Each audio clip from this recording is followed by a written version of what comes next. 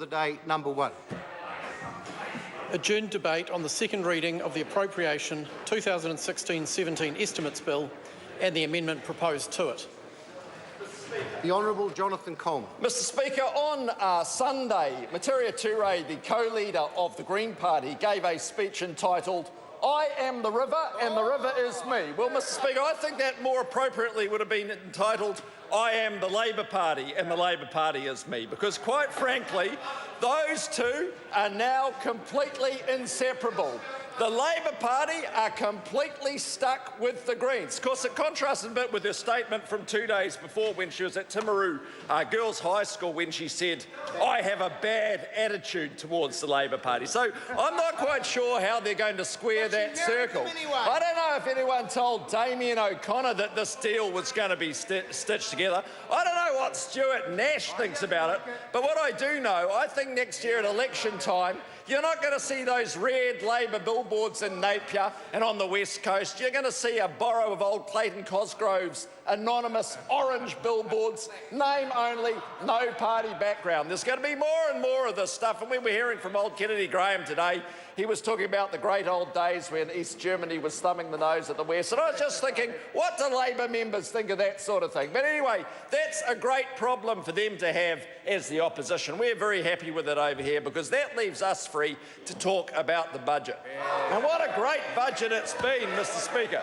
But I'd just like to set that wider context. You know, there's not too many economies in the OECD which are in as great a position as New Zealand. I mean, forecasting surpluses as far as you can see, falling unemployment, options around future spending, about what we can do. It's a very good position, and New Zealanders realise that. And so this $1.6 billion that we've allocated in this budget, that's going to make a real difference to New Zealanders. And you will have heard my colleague Nikki Kay talking today about that. Over $2 billion that we're spending on school infrastructure. That's a real major feature of the budget. Then Stephen Joyce, Minister of Science and Innovation, you know, over $700 million going in there to foster Kiwi innovation, science, to make sure we've got the right sorts of skills in the economy. And then, of course, social investment. Social investment. Phil Twyford's asking who chose that tie. Well, I mean, you know, that's the level of debate. And that pretty much sums up where Labor have got to on this budget. That's about the most potent barb they've had right throughout this, because Labor has given up opposing the budget, opposing the government. You know, there was a time when a hard-working Labor opposition spokesman for finance would have been sitting down there grinding out some alternative number, getting up saying, look, this is what we'd spend the money on. But no, what's Grant been doing? Well, what has Grant been doing? I don't know what Mr Robertson's been doing, but there's not been one single number that he's put up. Of course, apart from the $1 billion tertiary education promise that they chucked out a few weeks ago, I mean, that went well, didn't it? Apart from, of course, the extra $1.7 billion Annette King is promising to stick straight into the health budget before there's any new money at all. But I think poor old Mrs King, you know, she's a bit politically concussed, taken one too many political blows to the head, because she no longer knows the difference between core Crown expenditure and vote health. And, you know, her questions have got so muddled and so all over the paddock. And the problem for Labor on health now, you know, they fired all their shots. And they had this one last shot they were going to fire. They were praying like anything that we hadn't been able to fully fund demographics and cost in our budgets. And you know what? The figures are out. The last 7 years, we've fully funded demographics and cost pressures. What a disappointment to Mrs King, because actually that throws her credibility right under the bus. Meanwhile, what a fantastic health budget. You know, $568 million this year, $2.2 billion over the next 4 years, and that's going to fund the services that the people of New Zealand need in health. $1.6 billion in there for district health boards, and I can tell you that's been incredibly favourably received out there. So, you know, that is going to provide the services that people across New Zealand require. No wonder we've been able to provide that extra 6,100 doctors and nurses, 6,100 extra now working in the system. more than there were 8 years ago. No wonder that we're doing an extra 50,000 operations per year, an extra 110,000 appointments. You know, the difference between us and them on health is all they are is about putting in more money. We're about results. They put in more money and the results were worse.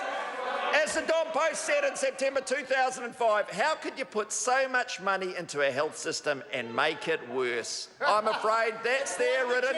Go and Google it, it's there. But anyway, we're getting on with this health budget. You know, it's great. I'm sure the opposition would join with us in celebrating that $96 million going into elective surgeries. That's just fantastic. That's going to continue that uplift of 4,000 extra surgeries per year, that target that we've set us. And I'm just very, disappointed Labor never set some health targets when they were in government, because frankly, the system would have been even better now if they'd spent that 9 years doing something or other. But their only target was more money. Now, we set that 4,000 target. We're actually doing more than the 4,000 per year. The uplift continues. And I can tell you, the only answer to unmet need is to do more. And we're doing more and more all the time. What about that $124 million for Farm Act? That was a great announcement, funding the drugs that New Zealanders need. And, Mr. Speaker, we know that there are thousands of New Zealanders who are going to benefit from the options that that money now provides for Farm Act. So drugs to be funded, they've now got an option to fund Opdivo, fantastic drug that is going to save lives for those who have stage 4 malignant melanoma. Hepatitis C drugs. Mr. Speaker, that drug is true social investment. 50,000 people in New Zealand suffering from hepatitis C.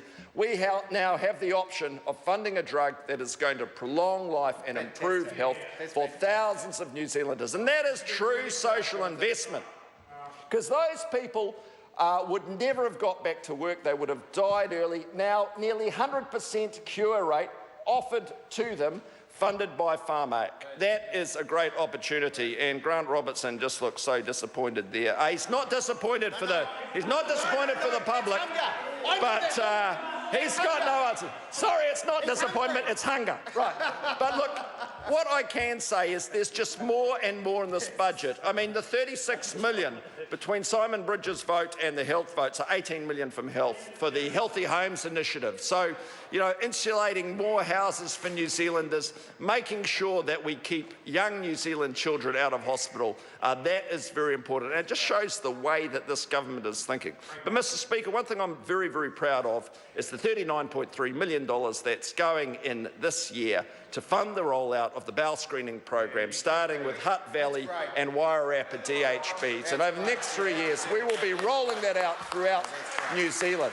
And that, Mr. Speaker, is going to screen 700,000 New Zealanders aged 60 to 74 every 2 years. It's going to save hundreds of lives, quite possibly 700 lives a year. And so that is a major strike against one of the biggest killers in New Zealand. David Cunliffe says 10 years too late. And actually, he's right, because Labor talked about it in 2008 when he was the health minister.